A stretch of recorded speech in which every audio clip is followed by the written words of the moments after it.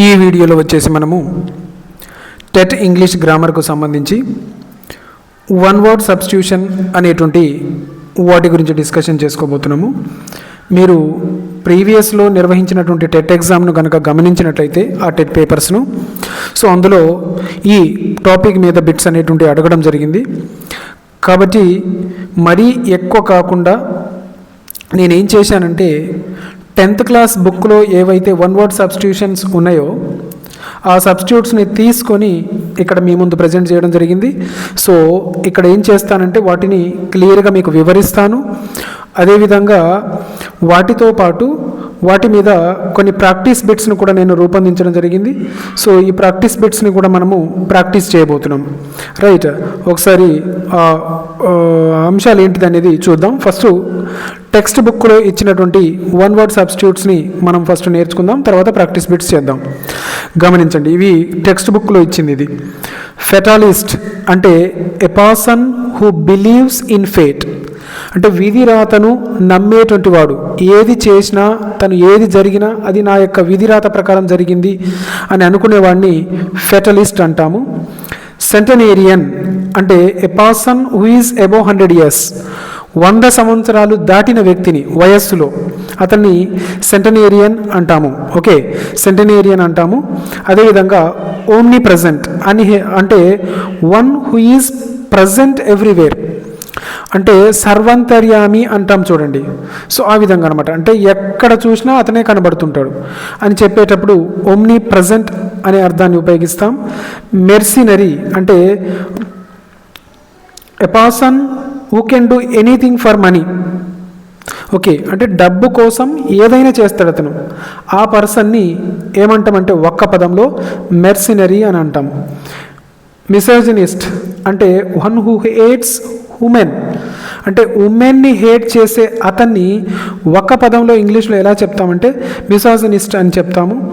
Next తర్వాత monogamy అంటే a practice of having one wife or husband, ఒకే భర్త కానీ ఒకే వైఫ్ కానీ ఉంటే అది మోనోగామి. నెక్స్ట్ ఆటోబయోగ్రఫీ, మనందరికీ తెలిసిందే. A life history written by oneself, మనకు మనమే మన జీవిత చరిత్రను రాసుకుంటే అది ఆటోబయోగ్రఫీ అవుతుంది. బయోగ్రఫీ అంటే a life history written by somebody else, మన జీవిత చరిత్రను వేరే వాళ్ళు రాస్తే దాన్ని ఏమంటాం? బయోగ్రఫీ అంటాం. హానరరీ అంటే a position for which no salary is paid. Okay, అంటే అతని గౌరవంగా మనము ఏదైనా బాధ్యత ఇచ్చినప్పుడు ఆ గౌరవానికి తగ్గట్టుగా అతనికి మనం శాలరీ పే చేయం. రైట్, ఆ విధంగా పనిచేసే వ్యక్తిని హానరరీ అంటాం, ఆ విధంగా నియించుకునే దాన్ని. రైట్, నెక్స్ట్ అంబిగ్యూయస్ అంటే a sentence whose meaning is unclear, అంటే అస్పష్టమైన అర్థాన్ని ఇవ్వడం, దాన్ని అంబిగ్యూయస్ అంటాము. మళ్ళొకసారి ఎక్స్ప్లెయిన్ చేస్తాను. ఫెటాలిస్ట్ అంటే విధిరాతను నమ్మేటువంటి వ్యక్తి. ఓకే, సెంటనేరియన్ అంటే ఎవరికైతే 100 సంవత్సరాలు వయసు దాటిపోయిందో అతన్ని సెంటనేరియన్ అంటాం. అదేవిధంగా ఓమ్ని ప్రజెంట్ అంటే సర్వంతర్యామి, ఎక్కడైనా అతను కనబడుతూ ఉంటాడు, ఎక్కడైనా ఉంటాడు అని చెప్పే అతన్ని.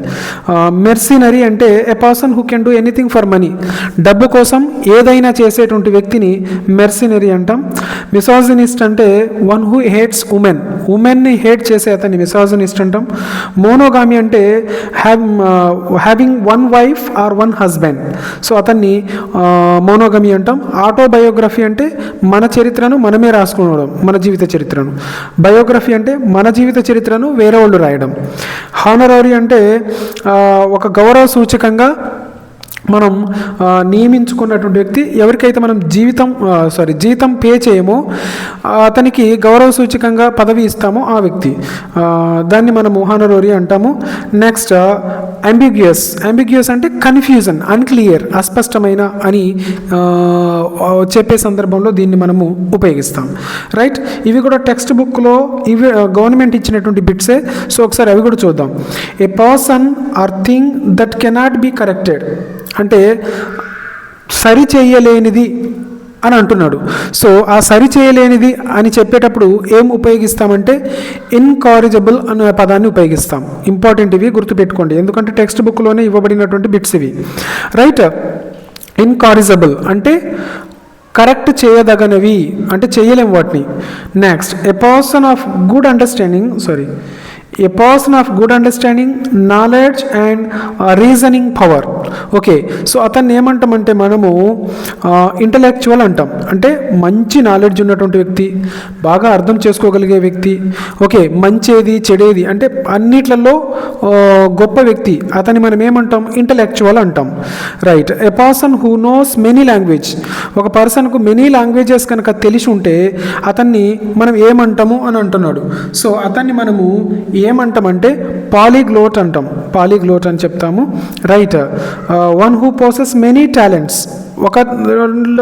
ఒకతనిలోనే చాలా టాలెంట్స్ కనుక ఉంటే అతన్ని ఏమంటామంటే వర్సటైల్ అంటాం. ఓకే, అతన్ని వర్సటైల్ అంటాం. సో ఆ విధంగా విశ్వజ్ఞాని అంటాం చూడండి, అది versatile. Words inscribed on tome అంటే సమాధుల మీద రాయబడేటువంటి, శిలాఫలకం మీద రాయబడేటువంటి అక్షరాలు ఉంటాయి కదా, వాటిని ఏమంటామంటే గమనించండి ఎపిలాగ్ అంటాం.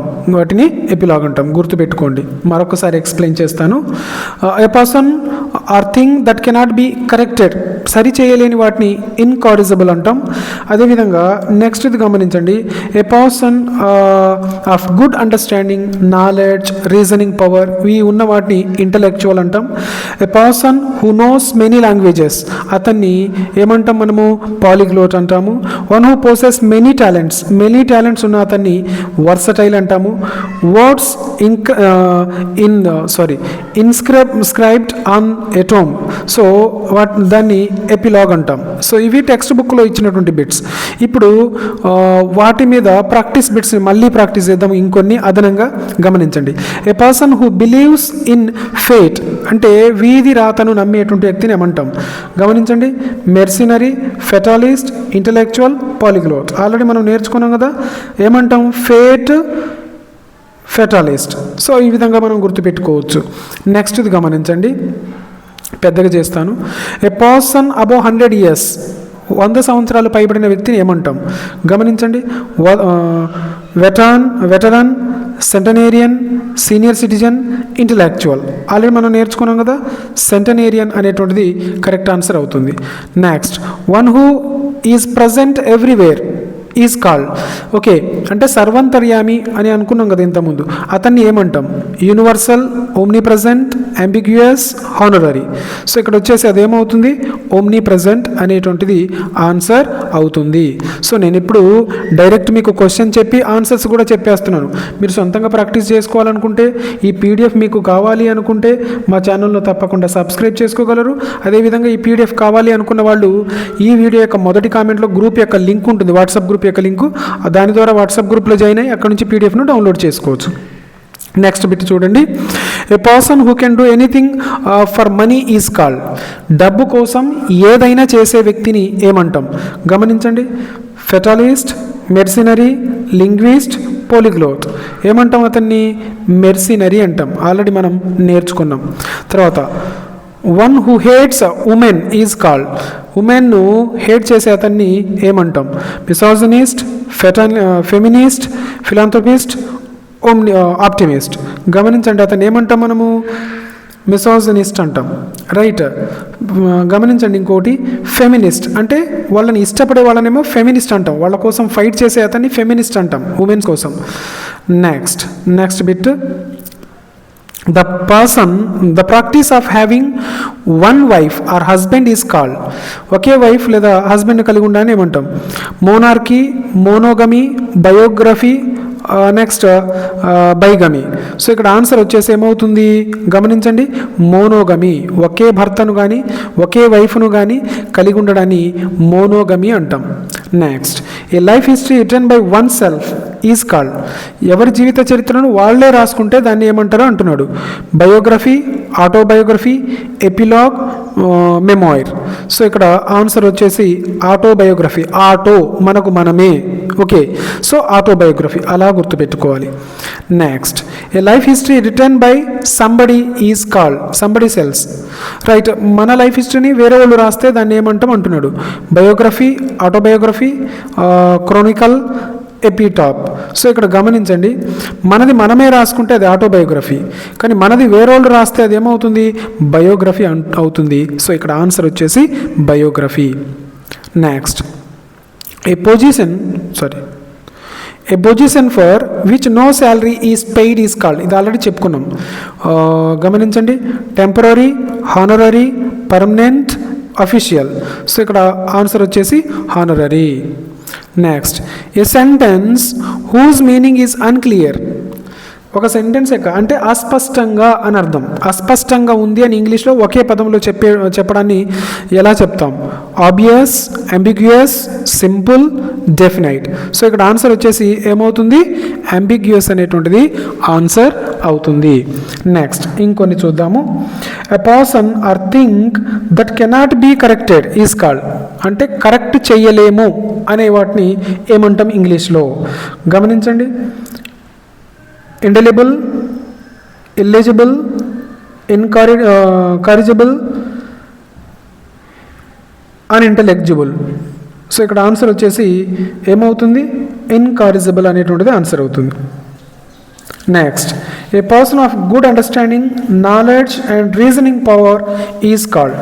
అంటే విశ్వజ్ఞాని అంటాం. ఇంతకుముందు చెప్పుకున్నాం కదా, ఆ విశ్వజ్ఞానిని ఒక వర్డ్లో ఎలా చెప్తాము? గమనించండి, expert, intellectual, snob, literate. So ఇక్కడ గమనించండి, ఏమవుతుంది, అది ఇంటలెక్చువల్ అవుతుంది. Next, a person who knows many languages is called. చాలా లాంగ్వేజ్లు తెలిసిన అతన్ని ఏమంటాం? Linguist, grammarian, polyglot, bilingual. So ఇక్కడ ఆన్సర్ వచ్చేసి ఏమవుతుంది, పాలిగ్లోట్ అవుతుంది. Next, one who possess many talent is called. Okay, అతనికి చాలా నాలెడ్జ్ ఉంటే ఏమంటాం మనము అంటే, గమనించండి, gifted, exceptional, versatile, prodigy. So ఇక్కడ ఆన్సర్ వచ్చేసి వర్సటైల్ అవుతుంది. Next, words inscribed on a tomb are called. సమాధుల మీద రాయబడేటువంటి అక్షరాలను ఏమంటాం మనము? ఆ పదాలను గమనించండి, epitome, epistyle, epilogue, epitaph. So answer వచ్చేసి అన్ని రిలేటెడ్ ఉన్నాయి, జాగ్రత్తగా పెట్టాలి ఇది. సో ఇవి టెక్స్ట్ బుక్ నుంచి కాబట్టి మిగతా వీడియోస్తో పోలిస్తే ఇది వెరీ వెరీ వెరీ ఇంపార్టెంట్ అనుకోవాలి. ఎందుకంటే టెక్స్ట్ బుక్ నుంచి ఏదైనా ప్రాక్టీస్ చేస్తున్నామంటే అది ఇంపార్టెంట్. దాన్ని బేస్ చేసుకొని ఎగ్జామ్లో బిట్ అడగడానికి అవకాశం ఉంటుంది. Next, auto in autobiography means. ఆటోబయోగ్రఫీలో ఆటో అంటే అర్థం ఏంటిది? రైట్, ఆటో అంటే అర్థం ఏంటిది అంటున్నాడు. సో అది self. Next, mono in monogamy means. దాని యొక్క అర్థం ఏంటిది అంటే మోనో అంటే వన్. రైట్, సో ఈ విధంగా ఇంకా చాలా బిట్స్ ఉన్నవి. అవి మీరు ఈ పీడిఎఫ్ను డౌన్లోడ్ చేసుకొని ప్రాక్టీస్ చేయగలరు. ఇంకా మా ఛానల్లో సబ్స్క్రైబ్ చేసుకోకపోతే తప్పకుండా సబ్స్క్రైబ్ చేసుకోగలరు. వీడియోను లైక్ చేయగలరు, మీ ఫ్రెండ్స్ తోటి షేర్ చేయగలరు. Thank you so much.